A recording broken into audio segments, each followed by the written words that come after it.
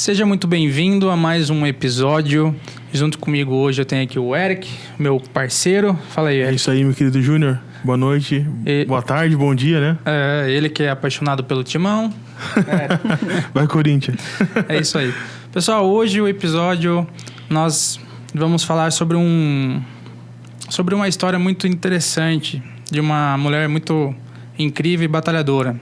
Sabe aquelas histórias que começam de um jeito, de uma maneira e tomam um rumo totalmente diferente e nem a pessoa às vezes sabe disso? Pois bem, é sobre isso que nós vamos falar hoje. É sobre transição de carreira, sobre vendas no mercado pet, sobre venda relacional e desenvolvimento de pessoas. E também sobre servir por meio da própria trajetória. Quero apresentar para vocês a Marcela. Marcela, seja bem-vinda. E eu já quero começar com uma pergunta. Quem é a Marcela? Boa noite. Bom dia ou boa tarde, né? A gente não sabe que horas o pessoal vai assistir por aí. Primeiro, é um prazer enorme estar aqui com vocês hoje. Como eu falei, fiquei muito lisonjeada pelo convite. Eu acredito muito nesse projeto que vocês estão iniciando agora. E para começar a me apresentar quem é Marcela, eu acho que eu poderia me descrever como alguém, uma mulher intensa, sonhadora, sonho alto. Como diz minha família, é o fantástico mundo da Marcela, né? Eu sonho realmente muito alto. Mas acho que é porque eu sou movida por propósitos, a zona de conforto nunca me coube. Sabe quando eu falo, gente, parece que a gente não tem paz na vida. Quando a gente tá tranquila, vai procurar sarna pra me coçar. Acho que é exatamente isso. Mas realmente porque eu sou movida por desafios, por propósito. E, principalmente, eu sou apaixonada pelo desenvolvimento humano, pelas relações humanas. Então, eu acho que essa é a definição de como eu me enxergo. Mas, falando quem sou eu profissionalmente, eu sou formada em medicina veterinária e atuo há 10 anos no mercado pet, na área comercial do mercado veterinário. E hoje sou empreendedora na empresa MK Conexão Estratégica, que é uma empresa que nasceu com esse propósito mesmo de desenvolver pessoas, que eu acho que o pilar de toda empresa, de todo negócio, de toda empresa de sucesso são as pessoas.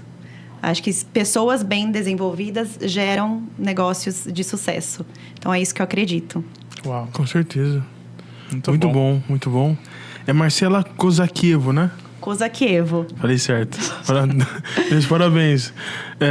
Treinou antes de falar? Fiquei uma meia hora treinando aqui pra ver se estava certo. Eu vi que você estava tentando colar ali, né? Ô, Marcela, você já deu uma introdução ali do que você fez e qual a sua história, mas minuciosamente, assim, como foi sua trilha, a sua trajetória até aqui? O que te trouxe até esse momento que você está hoje? Qual foi o seu caminho? Qual foi as experiências que você teve já? É uma pergunta que eu gosto bastante de trazer também, até para gerar essa conexão com pessoas para o meu propósito atual. Então, como eu comentei, eu sou uma pessoa sonhadora. Eu falo que eu acho que eu nunca me contentei com na volta a gente compra, sabe? Na infância. Sei. Então, eu não tive boas condições, né? Nunca me faltou nada, graças a Deus. Mas a gente nunca teve muitos luxos. Então, era presente na época de Natal, Dia das Crianças e aniversário, né? E aquele, na volta a gente compra. Ou, às vezes, eu tinha colegas, amigas que faziam viagens. E eu sempre quis mais. Nunca eu tenho essa impulsividade. Então, eu comecei quando eu era nova, com 15 anos. Comecei trabalhando como monitora em um buffet infantil. De final de semana, trabalhava de sexta-feira e sábado. Era R$25 por festa, então ganhava meu 50 no final de semana. Porque a minha prioridade era os estudos, né? Meu pai, a única coisa que cobrava era, de fato, os estudos. Mas eu sempre quis ter a minha renda extra.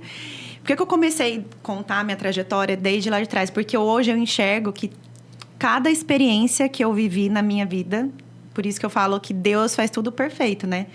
Nada é por acaso, porque cada experiência que eu vivi realmente me trouxe onde onde eu estou hoje. Então, nessa experiência como monitora de buffet infantil, eu aprendi a lidar com pessoas, já aprendi a me conectar com pessoas. Então, já foi uma experiência para mim.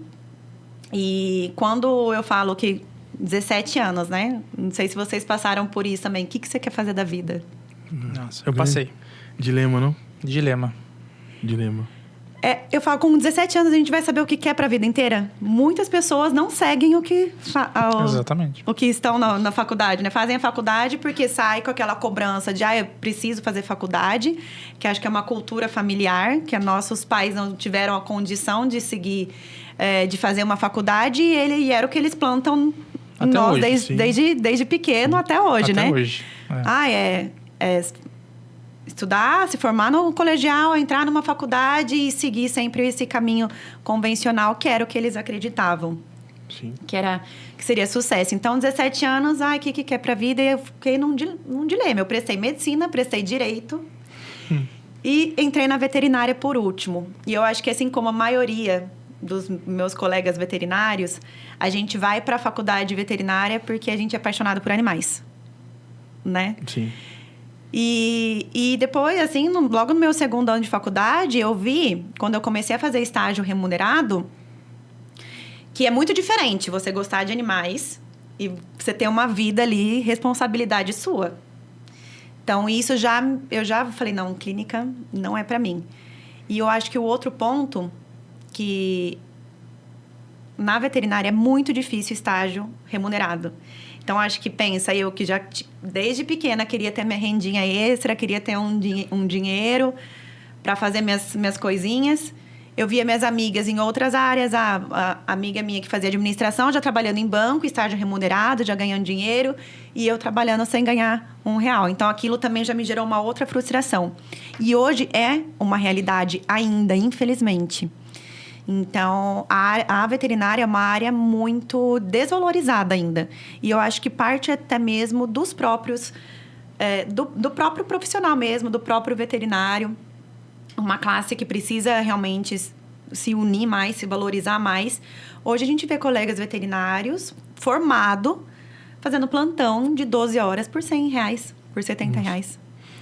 Marcela, e você acha que esse ponto, por exemplo, da desvalorização, ela se deve ao quê? Olha, eu acho que, assim, é um conjunto de coisas, mas não é somente pelo lado do veterinário também. Eu acho que isso é um ponto que a gente precisa muito melhorar. Uma falha no ensino, na faculdade, é que... Aqui a gente está falando de... Como a gente vai entrar no assunto de vendas, eu falo que eu acredito, eu acho que vocês vão concordar comigo, que... Todo mundo vende alguma coisa. Ou a gente vende nosso tempo, ou a gente vende um produto, né? Então, se um advogado não souber vender o seu serviço, o seu tempo, ele não vai ter cliente. Assim como o médico, assim como os clínicos. E eu acho que a faculdade peca muito nisso. O ensino peca muito nisso. Então, a gente tem uma matéria lá de empreendedorismo que realmente não vale. Então, a gente vê que os profissionais se formam, mas não sabem vender. Eles são excelentes profissionais, são muito bons tecnicamente, mas não sabem se vender. E, principalmente, quando a gente fala de animal, e eu acho que vocês devem ver na internet também bastante disso, julgando os veterinários. Cachorro na rua, nossa, mas se formou em veterinário e não pode cuidar do animal. Acha que precisa fazer gratuitamente. Então, as pessoas também desvalorizam a classe. Porque fez veterinária e... você não ama os animais? Como que você vai deixar um animal aqui sofrendo, né? Como que você não vai ajudar todos os animais de rua? Algo meio filantrópico, né? Você tem que ajudar porque você sabe fazer aquilo e mesmo que não tenha remuneração pelo serviço que você vive disso, né? Você tem que fazer. Você tem que dar um jeito de ajudar o animalzinho da rua que dá dó, mas infelizmente tem uma profissão, tem um custo, né, por trás disso. Exatamente, eu falo, acho que todo mundo tem esse amor pelos animais, todo mundo queria ajudar, mas o amor não paga boleto, né? Sim. Então, eu acho que é um conjunto mesmo de coisa. E aí vem dessa parte, vem da própria cultura que nós estamos inseridos, tem essa desvalorização. Hoje o mercado está mudando muito, né? Hoje o pet ele não é mais um um cachorro que fica no quintal de casa. Hoje ele é membro da família, ele dorme na cama, né, Ju? Você tá com o seu filhotinho lá? Tô começando agora. Tá dormindo na cama já. Virou pai de pet já? Virei pai de pet, né? Falei que não ia dormir na cama, mas tá dormindo já. Ah lá, tá vendo? Então, e assim, a gente acaba tratando com muito amor. E é da nossa geração. Hoje tem muitas pessoas que não querem ter filhos e tem o pet como filho. Então, tá mudando muito a cultura. Então, a tendência é que a gente consiga cada vez mais. Só que o que a gente vê hoje? Nesses 10 anos que eu atuei na área comercial do mercado pet, eu visitei mais de 1.000 pet shop e clínica veterinária. Então, o que a gente vê? A gente vê profissionais excelentes, muito inteligente, técnico, sem cliente. E outros profissionais que, com o perdão da palavra, não tão inteligentes assim, que às vezes não sabe uma coisa básica ali, bombando de cliente, super bem sucedido. Mas o que diferencia esses profissionais é que esse aqui sabe se vender, sabe vender serviço, sabe vender produto, agregar valor às consultas. Hoje a gente entra em hospitais veterinários de sucesso, que você entra lá, você não sai só com uma consulta, você sai com um exame, você sai com um diagnóstico na mão. E é isso que fideliza também, Sim. né? Então, eu acho que essa parte é muito importante, do veterinário saber se vender. E não só o veterinário, acho que em todas as áreas, né? Sim. Eu acho que é isso que diferencia realmente quem consegue ter sucesso e quem acaba estagnando um pouco. Por mais que tenha muito conhecimento, não consegue progredir, porque tudo é vendas, né? Sim. Vendas, é marketing. E você falou um ponto interessante, né? Porque, assim, o vendedor, ele é mal visto, né? Principalmente por causa dos telemarketing da vida, que fica ligando sem parar. A Viva, claro. Eles não estão pagando nada esse podcast, mas eu estou fazendo esse merchandising aí, né? Mas, enfim.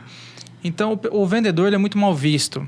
E também, ele não é incentivado nas faculdades, nas escolas. Você não incentiva. Como também não incentiva a cuidar do dinheiro, a tratar sobre finanças. Na escola, eu nunca aprendi isso. Eu não sei até hoje. É uma caminhada. Eu sei vender, eu sei gerar, mas não sei administrar. Inclusive, por isso que a gente acaba estando sempre endividado, né? Sim. Pode falar.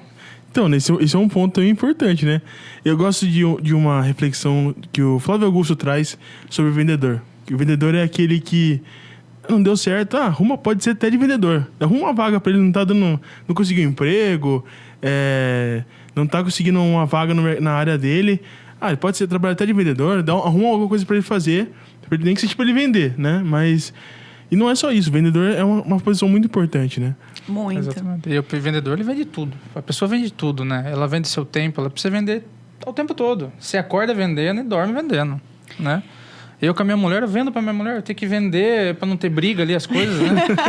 Então, você vende. Então, assim, cara, e o vendedor, ele pode fazer um alto salário. O vendedor, ele é... Não, porque as pessoas não se a pessoa enxergam. É comissionada... Exatamente. E a pessoa não enxerga. Porque, assim, é uma profissão que gera muito recurso. Mas o cara que sabe se vender. O cara que sabe vender o produto e sabe gerar valor na vida das pessoas, né? Isso é muito interessante, cara, esse mercado. Bom, qual foi o ponto de virada em relação... Você começou a fazer a faculdade, você começou a estudar...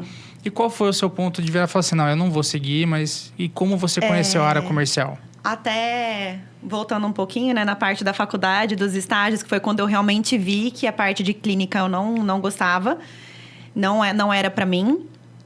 Um dos pontos que me chamou muito a atenção na faculdade foi a odontologia equina. Foi a área que eu me identifiquei melhor. Mas a área de grandes ainda é muito masculina, é muito machista. E também não tive condições de investir na época. E aí fiquei já com aquela dúvida, né? E agora? Estudei 5 anos. E não vou seguir na veterinária, porque eu não conhecia a área comercial. No 3º ano de faculdade, eu comecei a trabalhar aos sábados aqui na Agropecuária do Mané, aqui em Piracicaba. Eu trabalhava aos sábados na farmácia veterinária. E eu gostava muito. E eu senti isso, que para mim era uma coisa muito natural. Tá ali no balcão, me relacionando com pessoas, atendendo pessoas. Eu aprendi muito, eu sou muito grata com o João, que trabalhava lá na agropecuária. E eu falo que hoje os balconistas, se eles se dedicam realmente a aprender, porque eles têm muito treinamento, né? As empresas, os fabricantes capacitam muito os balconistas. Eles têm possibilidade de se tornar um João da vida. Eu falo que as pessoas confiavam mais no João do que em veterinário. E eu aprendi muito mais com ele também, a parte comercial, do que eu aprendi, às vezes, em determinados períodos da faculdade. Então, ali foi uma escola para mim. Eu vi que eu gostava muito dessa parte de vendas. Eu aprendi muito. Mas eu não conhecia a área comercial. E até é engraçado, porque acho que eu nunca também tinha feito essa ligação, né? Quem que vende para agropecuária? E aí, acho que foi realmente essa a virada. Comecei a entender que eu gostava muito da parte de vendas, da parte de me relacionar com pessoas. E aí, eu falei, vou trabalhar em banco. Eu via minhas amigas também que fizeram administração, trabalhando em banco, também conseguindo crescer, desenvolvendo a carreira. E comecei a estudar para CPA 10, que era uma certificação que precisa para trabalhar em banco. E foi bem nessa época que eu falo que eu tenho um testemunho lindo também, que foi que eu tô aqui hoje, realmente tenho certeza que é um propósito de Deus mesmo na minha vida. Porque quando eu tinha desistido, Deus não desistiu, e nem minha irmã. Então, Deus usou minha irmã para me apresentar essa área comercial. Ela recebeu uma proposta e ela me indicou naquele momento. E quando eu conheci a área comercial, eu fiquei apaixonada. Era o mundo que eu idealizava. Eu também sempre gostei de me vestir bem para trabalhar. E eu vi as bancárias, né? Toda chique. E eu falei, nossa, é um mundo que eu desconhecia. E foi onde eu enxerguei que tinha muita oportunidade. Então, desde o primeiro momento, eu vestia a camisa. E eu acho que esse também foi um ponto muito importante.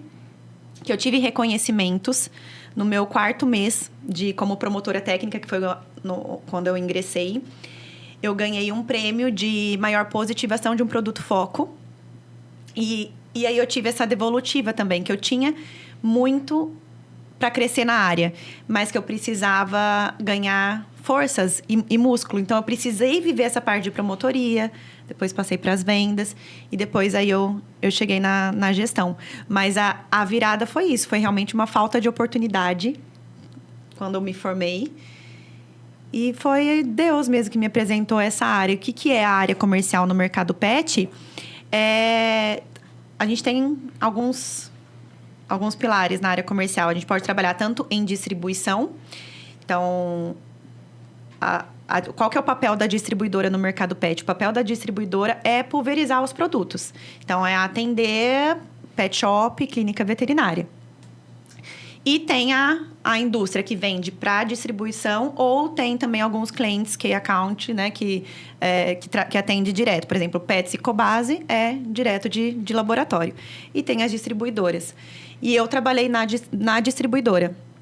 Então, os meus 8 anos que eu tive no mercado, 2 primeiros anos foi em agropecuária. Então, eu aprendi muito a venda B2C, né? Atendimento ao consumidor final. Sim. E 8 anos atendendo uma experiência B2B, atendendo empresas.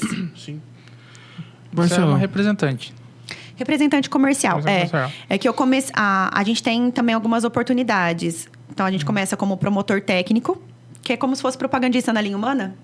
Sim. O foco do promotor técnico, do propagandista, é gerar demanda. É visitar o médico e gerar receita. Então, esse é o objetivo do promotor técnico. E eu aprendi muito. Eu acho que todo bom vendedor precisa ser um bom técnico. Precisa ser técnico no produto que vende, né? Se a gente não conhece o produto que vende, se a gente não conhece os nossos concorrentes, a gente não gera... Você tem que acreditar, né? Senão, como que você vai vender se você não conhece o produto? Exatamente. É um assunto importante, né? Muito da fama do vendedor de ser falastrão, de ser, às vezes, mentiroso. Tipo assim, ele quer vender qualquer coisa, quer empurrar uma coisa, é dele não saber o que ele tá vendendo. Ele tá vendendo um copo, ele não sabe o que esse copo faz. Ele sabe que é um copo, ele não sabe a função do copo, né? Perfeito. Marcela, nessa linha que você está falando antes, a gente sabe que as pessoas idealizam muito sobre nossa carreira, né? Eu também comecei uma faculdade de engenharia, terminei outra de direito e trabalho numa área nada a ver. E as pessoas falam assim, nossa, Mas você é formada em Direito, você é formada em veterinário, você é formada em Psicologia. Por que você não trabalha na área? Como foi para você sentir essa dúvida, essas pessoas questionando você sobre, você saiu da veterinária, tá vendendo agora? Como foi para você? Olha, até hoje, viu? É porque as pessoas não enxergam que a área comercial está dentro da veterinária ainda, Sim. né? Então, até hoje, fala, eu trabalho na área comercial. Ai, que pena, você não seguiu a área. Estudou 5 anos e não seguiu a área. Então, é algo que a gente está desmistificando também. Por isso que um dos meus pilares dentro da MK é levar esse conhecimento para a faculdade da medicina veterinária. Apresentar essa área para quem está se formando agora. Para que saia com algum direcional, né? Hoje tem tantas áreas também que a gente desconhece. Hoje a gente vê veterinários que estão atendendo a domicílio, como eu comentei, ganhando muito mais do que clínica. E é onde você consegue começar sem um alto investimento. E a área comercial também é essa área. Acho que nem você comentou, né? Vendas a gente tem muito potencial. Vendas, quando é comissionado, o céu é o limite. Exatamente. Né? A gente tem potencial para crescer. Então, é uma área que eu me encontrei. E eu acho que é realmente muito importante que as pessoas tenham conhecimento que essa área existe. E pode ser que elas se encontrem, ou pode ser que, não, eu sonho com clínica veterinária. Então, você pode tentar o domiciliar, se você não tiver condição de investir numa clínica, se você não quiser trabalhar de plantonista para ganhar uma baixa remuneração, né? Sim. Mas eu acho que no começo foi muito difícil, não sei se você passou por isso também. Como a gente começou a nossa conversa, né? 17 Sim. anos, o que a gente quer da vida. Então, eu acho que... E acho que isso é um ponto que a gente pode muito levar para as pessoas, né? Não se cobrar tanto. Como dizer, meu Deus, o que eu não quero? Se importar com a opinião alheia. Não, também. Né? E não se cobrar também do tipo... Nossa, o que eu quero para a vida toda? Sair nesse desespero e fazendo faculdade sem ter certeza do que quer, só por conta realmente dessa cobrança pessoal, por se importar com a opinião alheia, né? E você acha que os pais também têm um peso de cobrança, assim, emocional em relação a isso? Acredito que sim. Inclusive, você citou o Flávio Augusto. Ele, para mim, é uma super referência, né? Ele não tem uma faculdade. Não tem mesmo. Sim. Veio do nada, da favela, e é um bilionário hoje. Sim. De vendas. Então, e eu gosto muito do conteúdo que ele traz, porque ele começa a desmistificar bastante isso. Porque, como você falou, vem uma cultura familiar. A família cobra muito isso, né? 17 anos. Nem 17 anos, a gente está entrando no colegial, o povo já está perguntando o que a gente quer fazer da vida. Não já é? tem o teste vocacional, né? Teste vocacional. Nossa, exatamente. E aí sempre só aquelas mesmas áreas, né? Sempre. Engenharia, direito, educação física, médico, arquitetura, medicina. Hoje TI cresceu bastante. E como vocês falaram, as áreas principais que eu acho que a gente precisa desenvolver é finanças. E vendas. Porque olha a quantidade de pessoas endividadas. Uhum. É muito. O Brasil tá alarmante. Sim. E eu falo como eu trouxe aqui. Eu tenho muita dificuldade com isso também, com gestão financeira. Eu sei gerar receita, eu sei fazer as vendas. Mas é um ponto. Eu acho que finanças e vendas é assim, primordial e a gente não tem isso no colégio. Né? Sim, tem casos de pessoas que ganham muito, empresários, né? Que a gente está mais ligado a esse meio, que faturam muito dinheiro mensalmente, mas tem uma dívida muito maior do que ganha. Tipo, é impossível. A pessoa pode até pensar, nossa, é impossível. Se eu ganhar 200 mil, eu não vou gastar 300. Gasta 450. Gasta 1 milhão. Gasta. Olha, porque na época, eu ganhava R$400 por mês quando eu comecei. E eu falava, nossa, se eu ganhasse R$1.000, que era o salário mínimo que minhas amigas ganhavam no estágio. Sim. Nossa, eu faria tanta coisa com R$1.000, porque eu vivia com 400. Né? E depois a gente vai aumentando o padrão. Então, até o meu cunhado falou esses dias.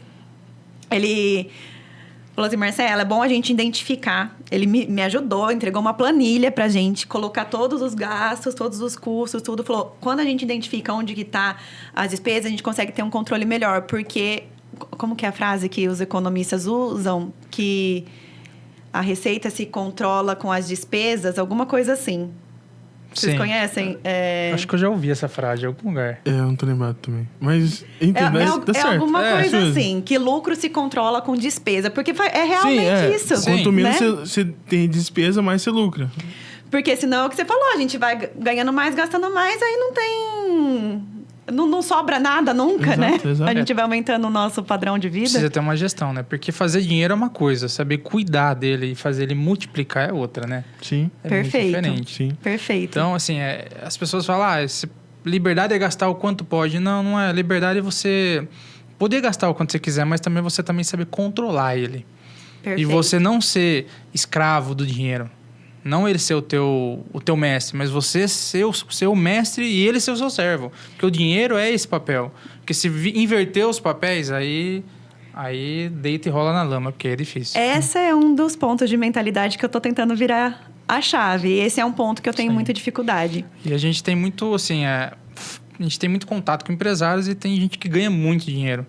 E o cara vive endividado, igual você falou, Eric. O cara vive endividado, não sabe controlar, o cara mistura tudo Não sabe que ele controlar tem. as Ele despesas, mistura né? a empresa com ele acha que é tudo dele. Não, você está começando uma empresa. Eu oro para que ela seja muito próspera, mas tem que saber misturar. Porque Marcela Kozakieva é uma coisa, MK é outra coisa. Se é um CNPJ, é uma vida. E um CPF Aprendi isso na dor agora no fim do ano. Primeiro ano em 10 quase, que não tenho 13º. Aí a gente sente, né? Nossa. Mas falando na parte de como eu lidei com a frustração, né? Com família, eu acho que é mais eu acho que esse é o principal foco. Quando a gente consegue mostrar nos resultados. Que independente da área que eu decidi seguir, eu estou conseguindo prosperar. Eu estou conseguindo realizar sonhos. Então, eu acho que os resultados acabam falando por si só, né? Mas a gente tem que ter uma blindagem emocional muito grande. Então, eu venho trabalhando a questão de inteligência emocional há muito tempo. Eu acho que realmente faz 8 anos que eu comecei a estudar a parte de inteligência emocional e isso fez muita diferença na minha vida. Porque é muito difícil. Até hoje, a gente tem eu não sei qual que é o perfil comportamental de vocês, se vocês têm esse conhecimento. Mas só de bater o olho na conversa que a gente tem aqui, eu acho que vocês têm um pouquinho de agradável. Agradável. Vocês gostam de agradar, vocês têm dificuldade de dizer não. Uau. Uau. Tem? É eu escrito Sim, por inteiro aí. Eu tenho também. Eu sou muito assim também. E isso vem o quê? De crenças, né? Da infância também. A gente sempre... aceita por obrigação. Nossa, não fale que você não gosta. Quantas vezes a gente é criança, a gente tem que engolir lá o que não gosta só por não dizer não. Então, crenças que vêm desde a infância. Então, a gente tem que mudar muito o nosso posicionamento. A gente tem que aprender a contornar muitas situações por conta de crenças que a gente carrega. E não que está errado ou está certo. Que, inclusive, eu gosto muito eu tenho muito perfil agradável também.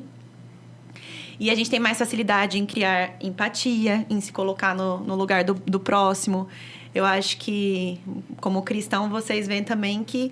Vocês enxergam também que esse perfil acaba que a gente consegue servir melhor o outro. Sim. Né? Uhum.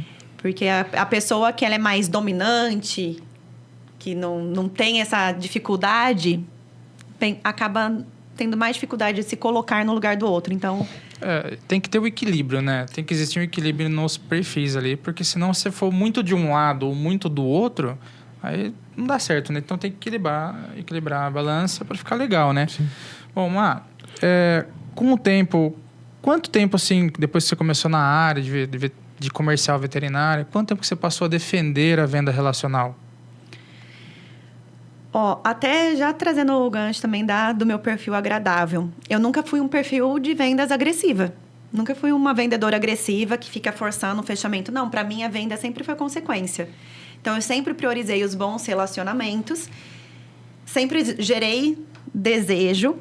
E principalmente, eu acho que quando a gente fala um relacionamento para as vendas, que é a venda relacional... É totalmente diferente, não é você ser amigo do cliente, mas é ele saber que você está ali, que você vai resolver os problemas dele e que você é um parceiro. Quando ele pensar, eu quero fazer um evento, a primeira pessoa que tem que ir na cabeça dele é você. Nossa, a Marcela é muito parceira minha. E foi até engraçado, porque quando eu mudei de uma empresa para outra, eu mudei para 2 principais concorrentes. E uma das minhas clientes, ela falou exatamente com o perdão da palavra, ela falou assim, Marcela, se você vender cocô, eu tô comprando. Porque eu sei que você vai fazer girar da minha prateleira. Então, é essa confiança que a gente tem. Porque o que acontece muito é vendedor que vai, é perfil agressivo, entuba o cliente, quer bater meta, vende um estoque maior do que o giro do cliente, ou vende e não ajuda o cliente a fazer sellout, a gerar demanda, a girar aquele produto da prateleira. O produto acaba vencendo e aí isso vai quebrando o elo de confiança, né? Então, eu sempre tive esse perfil, mas eu não sabia que isso era uma metodologia. E aí, quando eu passei para a gestão, fui promovida para a gestão, eu fiz um curso, que é o MVR, que é o Método Venda Relacional, que aí que as coisas fez muito sentido, porque eu falei, nossa, eu sei fazer, eu sei ter resultado, mas eu não sei ensinar, porque eu não sabia a metodologia, eu não sabia que isso era um método, a venda relacional. Eu achava que era só o meu perfil. Ah, não, eu tenho facilidade de me conectar, eu tenho... É de mim isso. E não, isso é um método, né? Sim. A parte da abordagem, de você se conectar com o cliente, de você escutar o cliente, de você se colocar no lugar do cliente, de gerar essa conexão e de pensar mais no negócio do cliente. O que eu posso fazer? Você entrar no cliente e pensar, nossa, como que eu posso ajudar o meu cliente hoje? E você, de fato, gera valor. Porque hoje tem muito vendedor que é o vendedor chato, né? O cara, igual você falou, o cara estoca, enche o cara de estoque e nem precisa. E aí, quando você vê a ligação desse vendedor, você fala, puta, aquele cara é de novo. Aí você passa de ser um vendedor do que você passa a ser um vendedor chato. Isso gera uma frustração. É onde eu vejo que a área ela é mal vista. Por conta de algumas pessoas que fazem de forma errada. Sim. Né? Porque, igual você fala, né? Venda não é dom. É uma habilidade que pode ser dominada e treinada. Perfeito. Né? E uma curiosidade, né? Falando do perfil agora, eu consigo entender um pouco mais sobre algumas coisas. Eu não consigo fechar a venda... Você não ficou preocupado, né? Não, preocupado não, mas... eu não consigo fechar a venda forçando. Né? Tem uma curiosidade. Um dia eu falei assim, nossa, estou muito confiante hoje. Meu produto está muito bom. A pessoa precisa, eu sei que ela quer. Eu tinha um formulário antes que a pessoa tinha me passado sobre o que ela precisava. Eu falei, não, hoje eu vou vender. Eu não tenho como não vender. Eu fui lá e forcei a venda. Falei assim, não, ó, é o seguinte, ou você fecha hoje, se você fechar hoje, te dou essa promoção aqui, te dou esse desconto. Se você não fechar hoje, não vai ter amanhã. E, por fim, a pessoa fugiu. Tipo assim, ela pode responder, sumiu. Eu falei, cara, não funciona pra mim. Aquela sensação de urgência, né? Nossa, você tem que fechar por favor, hoje. Fecha hoje, é agora. Se você quiser fechar agora, tal, e não deu certo. Fazendo um paralelo disso, aproveitando já o gancho, Marcela, qual a diferença entre essa venda forçada e a venda relacional? Quais são os pontos de diferença ali Eu vou trazer o gancho do seu perfil também. As pessoas que têm um perfil agradável, que é esse perfil que tem dificuldade de dizer não, são pessoas que têm mais dificuldade no fechamento. Então, a gente mostrando assim, quem tem um perfil dominante tem mais facilidade no fechamento, porque às vezes tem um perfil mais agressivo no fechamento, mas tem mais dificuldade na conexão. Quem tem perfil agradável tem mais facilidade na conexão, porém tem mais dificuldade no fechamento. Por isso, quando a gente fala do passo a passo na venda relacional, se a gente fizer o passo a passo anterior bem feito, conseguir gerar o desejo, porque vendas é emoção, né? Nós compramos por medo ou desejo. Então, ou a gente tem ou por uma dor, ou por um medo, ou por desejo. Então, quando a gente consegue identificar qual que é a dor, qual que é o medo ou o desejo do outro, e aí a gente trabalhar essa questão da escutativa, aí a gente consegue direcionar melhor a nossa abordagem. Inclusive, tem um livro que eu gosto muito, que é Como Fazer Amigos e Influenciar Pessoas. Vocês já leram? Conhece? Sim, já. Esse livro é incrível. É um manual de comunicação interpessoal, né? É um livro muito bom, que eu gosto bastante. E ele fala muito isso, né? Essa questão de escutativa, de empatia, de validação, o elogio. O elogio, todo mundo gosta de ser elogiado. O elogio, ele abre portas, né? Atenção ao ego também, as pessoas gostam de se sentir importante. Então, eu acho que a diferença da venda relacional é isso, é a gente entender mais o outro. Então, entre as técnicas de convencimento, nós temos a arte da influência e a arte da persuasão. Então, influência é quando eu influencio alguém pelos meus motivos. que é os que as influenciadoras fazem. Então, por exemplo, se eu for influenciar alguém a usar uma calça alfaiataria, pelos meus motivos, eu vou falar da elegância da peça. Agora, se eu for persuadir alguém a usar, alguém que tem um perfil mais que gosta de comodidade, alguém mais despojada. Mas se eu quiser persuadir essa pessoa a usar uma calça alfaiataria, eu vou falar do conforto da calça de alfaiataria. Então, acho que vocês conseguiram entender. E você analisa tudo pelo perfil. Olhando o perfil comportamental daquela pessoa. Pelo perfil da pessoa, a escutativa. Você vai saber como abordar ela. Perfeito. Top. Então, acho que essa é a diferença da venda relacional. A venda relacional, o foco é a pessoa. Né? E aí, por isso que o fechamento acaba sendo muito mais natural. Porque se você está falando com alguma coisa direcionado para aquela pessoa, para o que faz sentido para ela vai querer comprar de você. Você não vai precisar forçar as vendas. Mas, assim, eu acho que não tem também essa questão de forçar as vendas. É claro que tem vários gatilhos que a gente precisa usar e nem sempre a pessoa não tomar a decisão naquela hora significa que ela não tem interesse ou que você falhou em alguma parte anterior. Mas o que pode acontecer é que, às vezes, a pessoa simplesmente não é o momento dela. Ou alguma coisa ainda não fez sentido para ela. Então, nós precisamos sempre ter a confiança e segurança na tomada de decisão. Então, a mesma coisa, por exemplo, hoje é uma coisa que a gente trabalha muito em agropecuária, que a gente fala com os nossos clientes. As pessoas os tutores chegam na loja, eu quero um remédio para pulga e carrapato. Aí o balconista vai lá e desce tudo que ele tem para pulga e carrapato. Eu tenho esse daqui que é pipeta, esse daqui é 35 dias, esse aqui é 3 meses. E vai colocando tudo na mesa. E aí, vocês já ouviram falar do paradoxo da escolha? Já. Sim. A pessoa fica sem saber qual caminho tomar. Ela vai embora sem muita comprar. escolha, né? Muita coisa, né? Sim. Você dá trocentas coisas para escolher? Sim. Hoje o mercado está muito competitivo, é muita coisa. Então, é o que você falou, dá muita opção ali de escolha, a pessoa não sabe tomar. Nossa, o que será que é o melhor para mim? Agora, pensa o caminho reverso. A pessoa vai lá, o tutor entra na loja, eu quero um remédio para pulga e carrapato. E o balconista se conecta. Em vez de ele ficar lá, como eu posso ajudar? Ele se conecta, vai, brinca com o bichinho, elogia, ai, que bonitinho, qual que é o nome dele, qual que é a idade dele, qual ração ele come, qual que é o estilo de vida desse animal. Ele fica dentro de casa ou ele fica no quintal? Ele viaja bastante com você? Como que é a rotina desse pet? Aí, nessa conversa, o balconista entendeu que o pet, ele já é de idade, ele fica no sítio, ele não toma banho com muita frequência.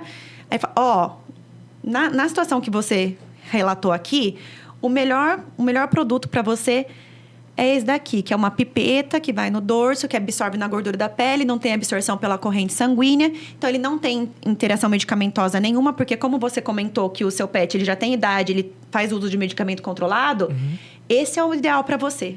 Olha a diferença. Uau. E faz muita diferença. É você entender o que a pessoa quer, mas não é dar muitas escolhas para ela, mas você realmente se colocar no lugar dela, conversar com ela, criar uma conexão. E aí você vai saber o que realmente, de fato, é interessante para ela, o que de fato serve para ela, né? Não é vender qualquer coisa a qualquer custo, mas vender o que realmente a pessoa precisa hoje, né?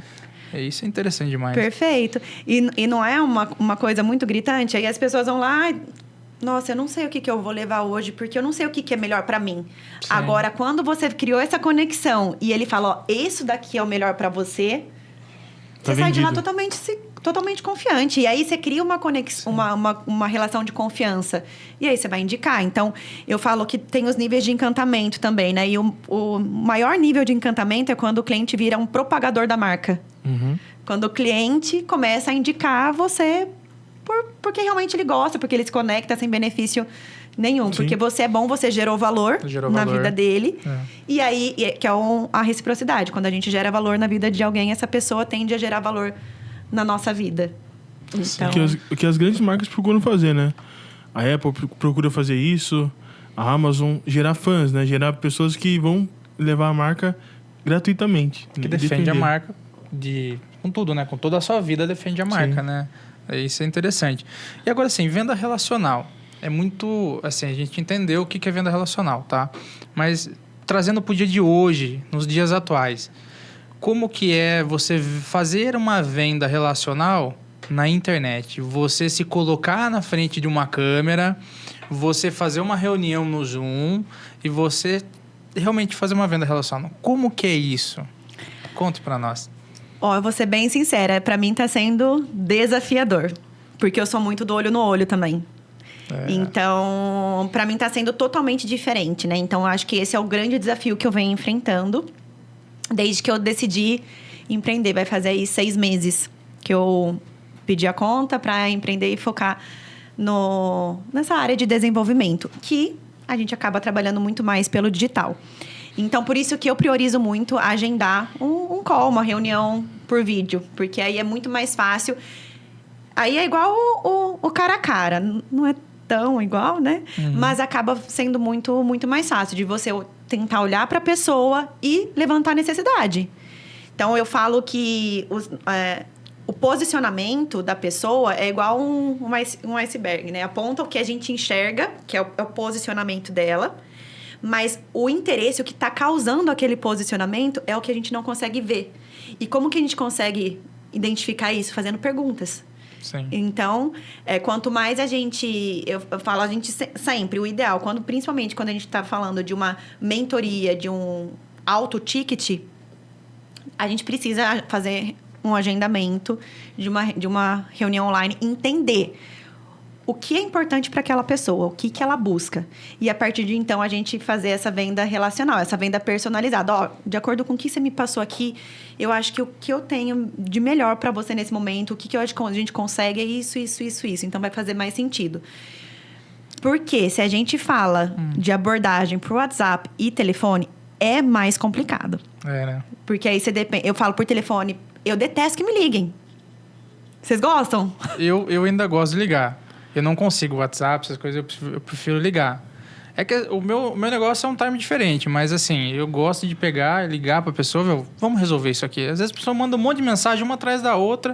Eu falo, não, peraí, vamos ligar aqui, vamos resolver esse assunto agora. O que a gente precisa fazer pra poder te atender? Ah, não, isso aí, perfeito. Mas ligação de telemarketing. Ah, não. Querendo te vender as coisas. Não. Ninguém gosta, né? É o dia inteiro o celular bombando. Então, às vezes eu sinto, eu falo, nossa, eu não gosto de... Apesar que o Flávio Augusto mostrou esses tempos atrás um dado que ainda assim as ligações é o que mais convertem, Você né? prospecta lead frio dessa forma assim ou não? Não. Hoje, meus leads vêm tudo das redes sociais. Então, porque eu acho que é uma forma que a gente já vai elevando o nível de consciência antes. E mesmo assim, ainda tem leads que ainda não estão preparados, né? A gente fala dos níveis de consciência. Sim. Tem aquela pessoa que está no nível mais baixo, que tem um problema, mas não sabe que tem um problema. E aí a gente vai educando e mostrando que ela tem... Até levar ela ao nível de... Eu tenho um problema e eu quero uma solução. E como que você faz essa gestão desses leads, assim? Eles chegam para você, preenchem formulário, são quentes, você fala com eles... aí você vê que a pessoa não é o momento dela. Mas aí, como que você faz a gestão disso? Porque você coloca ali num... nossa, esqueci, me fugiu a palavra. CRM. Um CRM. Você controla, mas não é CRM, é uma outra palavra. Mas enfim, vamos ainda. Mas você controla no CRM, você deixa essa pessoa ali. Eu sei que ela não quer, mas depois você vai ligar daqui a um tempo. Como que é essa sua gestão?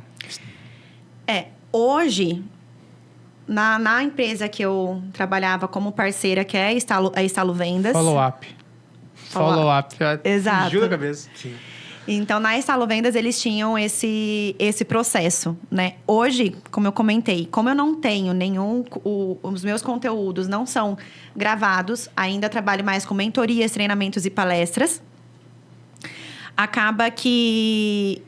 Eu não tô tendo nem tempo para prospectar, graças a Deus. Deus vem me honrando. Mas, na Estalo, nós trabalhávamos dessa forma mesmo. No CRM, a gente ia formulário. Então, os leads chegavam, preenchiam um formulário, que aí a gente já tinha lá, né? Quais eram os principais desafios, o que ele buscava, para ter uma abordagem mais direcionada. E isso é uma coisa que me chocou também, quando eu comecei na área... Nessa parte de venda de infoprodutos, porque é muito diferente você vender produto físico, tangível, e infoproduto, que é algo que é intangível. A pessoa demora muito mais na tomada de decisão porque é algo que ela não consegue tocar, tatear, né? sim. Naquele momento. Mas você pensa, nossa, a pessoa preencheu o formulário, ela já tá num nível de consciência, já é um lead qualificado, Sim, né? Ela já tá no, ela tem interesse. Uhum. E mesmo assim não responde. E você manda mensagem, você liga. Aí os processos são 3 ligações, se a pessoa não atender, aí tem abordagem no WhatsApp. E aí tem os follow-ups. Então, Sim. é 3 dias seguidos falando com a pessoa. Mas não é falando, e aí, fulano, você conseguiu ver minha mensagem? Não, é gerando essa conexão. Então, eu percebi que você não conseguiu me responder, entendo a correria do dia a dia, mas como você preencheu o formulário com interesse no método Venda Relacional, eu queria saber se ainda é uma prioridade para você se desenvolver conosco. Então, a estratégia eu tô falando que não fui eu que fui atrás de você. Você preencheu um formulário com interesse. E realmente isso funciona bastante, porque a gente vê no dia a dia, a gente entra num automático. Meu WhatsApp pessoal eu quase não vejo, eu demoro muito para responder as pessoas. Não sei como vocês são, mas isso é normal. E essa semana mesmo, eu tô para fazer a portabilidade da TIM para Vivo. E o vendedor, eu conversando, era interesse meu, eu fui falar com o vendedor. E aí ele me pediu os dados e eu esqueci de passar e passou e ficou. Se ele não me chama ontem, eu não ia lembrar de dar continuidade, porque entra no automático, entra na rotina. Sim. Então, essa reabordagem, esse follow-up é importante. E aí, se num terceiro contato a pessoa não tem interesse, não responde, ou fala, eu quero, mas para mim ainda não é o momento, aí você chama para ação de novo. Tá, daqui quanto tempo você acha que é ideal para você? E aí você marca lá no CRM. Daqui 3 meses fazer uma reabordagem.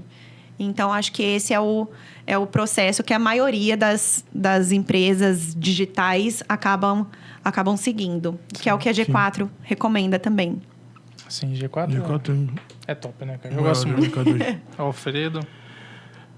Marcela, nosso tempo, infelizmente, já tá meio perto do Passou final. Rápido, né? É que eu falo pouco também. Não, mas foi muito proveitoso. E assim, tem muitas outras perguntas que a gente quer fazer ainda.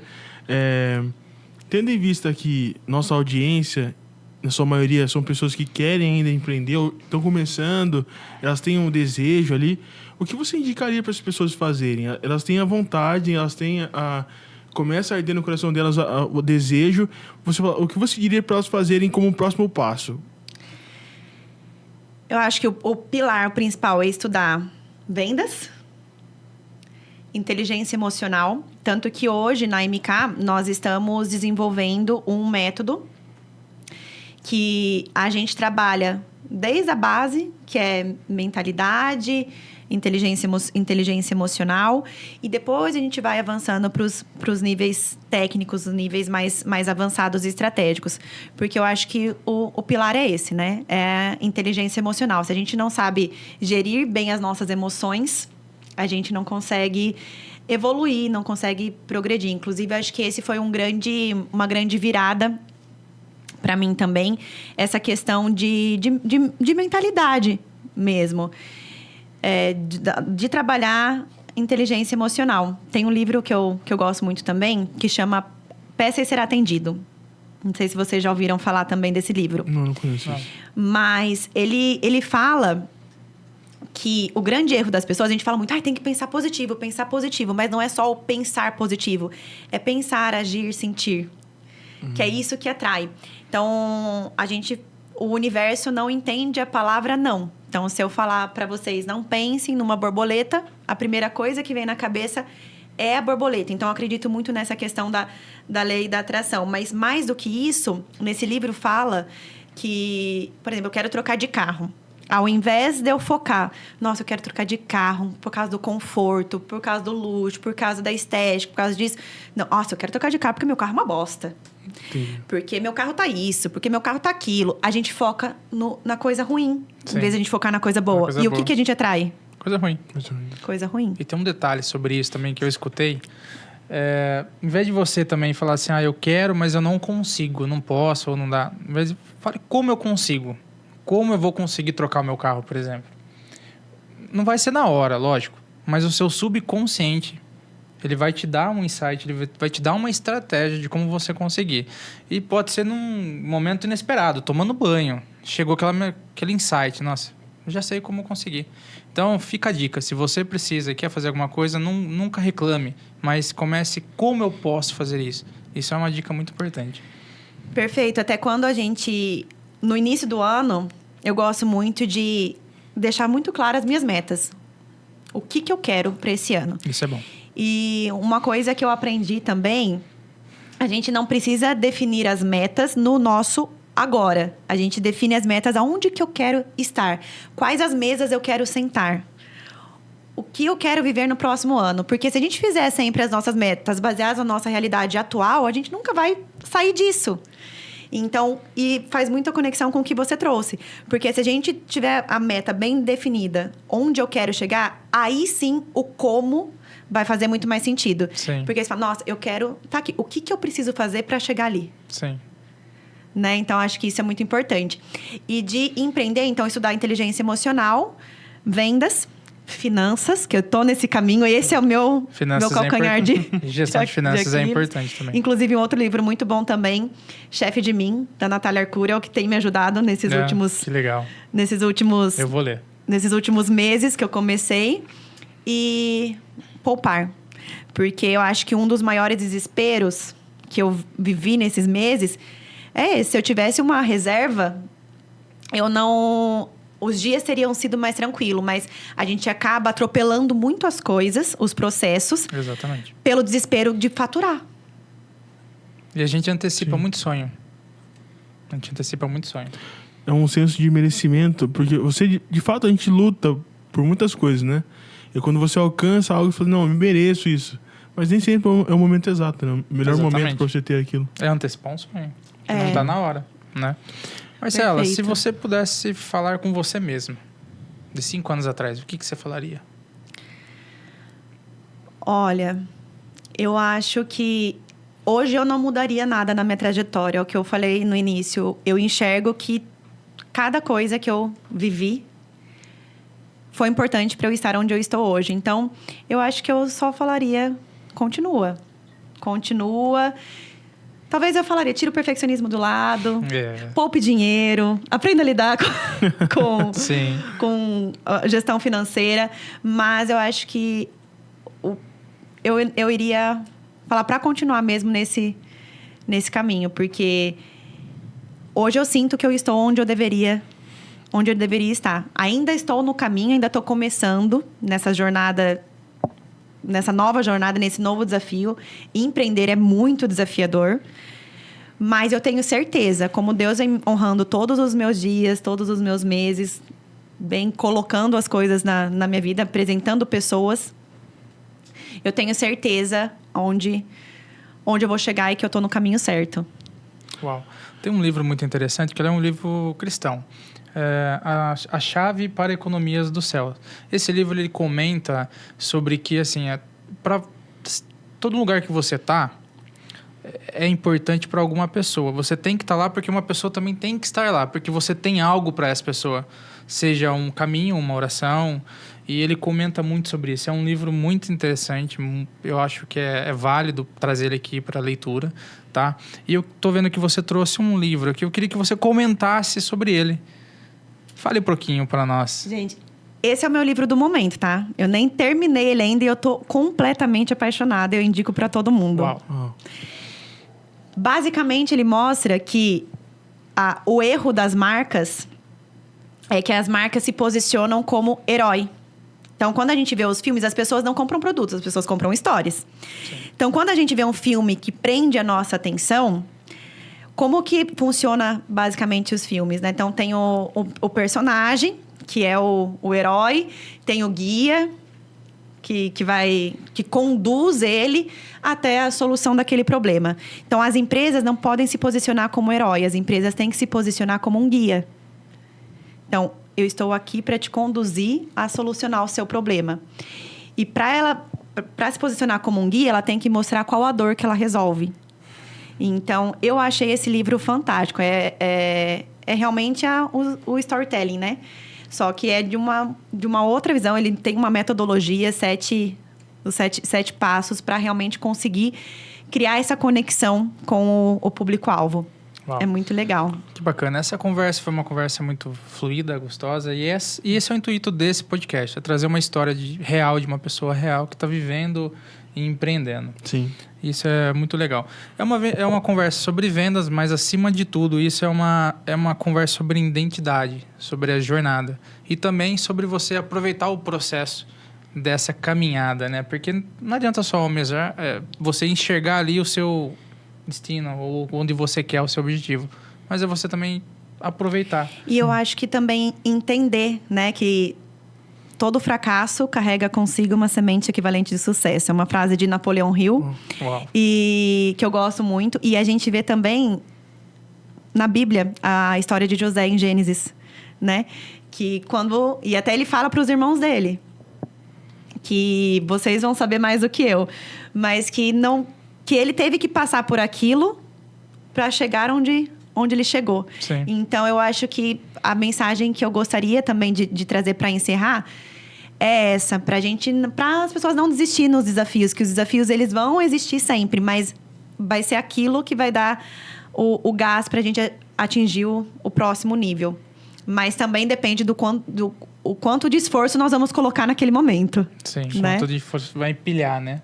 Sim. Show. Marcela, por último, deixa sua rede social, como as pessoas te encontram, quais são os seus serviços hoje, brevemente pra gente. @Marcela Kozakievo. Então, hoje, nós prestamos consultorias, mentorias para empresas. Nosso foco inicial é realmente o mercado pet, mas já estamos atendendo algumas demandas de vendas fora do mercado em outras empresas, principalmente também de lojas, roupa. Então, a gente está tentando ficar mais nichado nessa área que a gente conseguiu construir a nossa autoridade, mas a gente está, principalmente na parte de palestras, que é mais motivacional, de inteligência emocional, a gente também está atingindo outros segmentos. Mas é mais isso, treinamentos, mentorias, palestras, e em breve teremos também um curso muito legal que iremos gravar agora em abril. Uau, que legal. Legal. Como que encontra você, Eric, nas redes sociais? Eu, Eric Vicente, e também siga nossas empresas, né? Conaux Marketing, Conaux MKT, Conaux Educação, Educacal, Verbo 7 Podcast, que é esse podcast aqui, e o meu sócio e amigo... Sourcing Júnior. É muita empresa, né, cara? Isso, é muita empresa pra cuidar. Não se esqueça, gente, por favor, se você gostou, clica no sininho, segue aqui a página, se inscreva aqui no canal do YouTube, compartilhe com seus amigos e nós nos vemos no próximo episódio. Obrigado. Valeu, obrigado. Obrigada.